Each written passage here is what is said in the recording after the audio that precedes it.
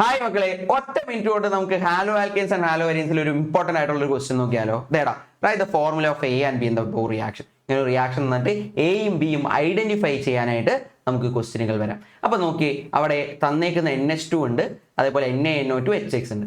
ഈ ഒരു സാധനം എന്തായാലും നോക്കിയേക്കാം. ബെൻസീനിൽ NH2 വന്നിട്ട് NaNO2 ആണ്, ഡയസോട്ടൈസേഷൻ റിയാക്ഷൻ ആണ്. ഈ റിയാക്ഷൻ നോക്കിയിരിക്കണം, അത് വരുന്നത് സാൻഡ്മേയേഴ്സ് റിയാക്ഷന്റെ ഭാഗമായിട്ടാണ്. അപ്പോൾ തേടാ നമുക്ക് അതിൻ്റെ ആൻസർ എഴുതുന്ന സമയത്ത് NaNO2 ആഡ് ചെയ്ത് കഴിഞ്ഞാൽ അവിടെ എന്താകും? ആ ബെൻസീൻ റിങ്ങിൽ N2X ആയിട്ട് മാറും. അതിനെ നമ്മൾ വിളിക്കുന്ന പേര് ബെൻസീൻ ഡൈസോണിയം ക്ലോറൈഡ് എന്ന്.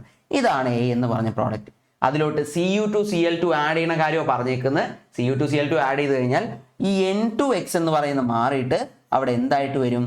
Cl ആകും, പ്ലസ് N2 കൂടി ഉണ്ടാവും. അപ്പോൾ ക്ലോറോ ബെൻസീൻ നമുക്ക് പ്രോഡക്റ്റ് ആയിട്ട് കിട്ടും. അപ്പോൾ വെരി ഇമ്പോർട്ടൻറ്റ്. വേഗം പെട്ടെന്ന് നമ്മൾ നോക്കിക്കഴിഞ്ഞാൽ ഇത്തിരി ഡിഫിക്കൽട്ട് ആയിട്ട് തോന്നുമെങ്കിലും വളരെ സിമ്പിളാണ്.